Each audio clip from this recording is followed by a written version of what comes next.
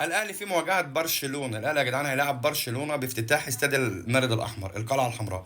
انا عايز اقول لك ان ناس كتير دخلت تسالني في الكومنتات على الفيديوهات اللي فاتت، عماله تقول لي الاهلي هيلاعب برشلونه امتى، الاهلي هيلاعب برشلونه امتى. يا حبيب قلب اخوك، الاهلي هيلاعب برشلونه كمان 4 سنين. لك ان تتخيل ان الماتش هيكون في 2029؟ لسه بدري قوي.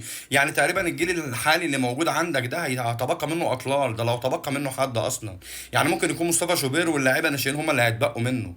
انما بقى انت بتتكلم على برشلونه هيتبقى منها لامين يامال. لامين يامال ده يا جدعان اصلا في الماتش بتاع 2029 ده هيكون بالنسبه لنا احنا بالمنطق بتاع الكوره عندنا في مصر هيكون لسه ناشئ.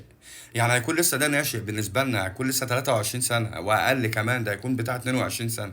انت فاهم القصه؟ فانا بالنسبه لي يعني الماتش هيكون افتتاحيه روعه، ولكن انا كنت اتمنى ان انا العب برشلونه ده في ماتش رسمي. ما لعبناهوش ولا مره في كاس العالم يا جدعان. يعني لعبنا ريال مدريد، لعبنا الليفر، قصدي لعبنا ريال مدريد، لعبنا البايرن، لعبنا الفرقه دي، ولكن ما لعبناش برشلونه في ماتش رسمي اصلا. يعني الماتش ده يكون ودي. انا كنت اتمنى ان احنا نلعب برشلونه في ماتش رسمي، ولكن برشلونه في الوقت الحالي قويه جدا. مش عارفين بقى بعد 4 سنين هيكون الدنيا ايه. واحنا كده كده بنسبه كبيره هنخسر من برشلونه، يعني بنسبه كبيره جدا هنخسر من برشلونه. ولكن انا في الماتشات ديت على طول بتمنى ان انا اعمل اداء قوي، اداء مشرف يليق بالنادي الاهلي. بس الماتش يا جدعان اللي بيسال على الماتش، لسه الماتش فاضل له 4 سنين من دلوقتي. ده احنا لما الخطيب لما عملنا حفله عن بدء العمل في المشروع ده، قلنا تقريبا هنقعد 4 سنين بمعدل مش عارف 200 وحاجه، مش عارف اسبوع ولا لا، قلنا حاجات كتير، 300 اسبوع ولا 400 اسبوع.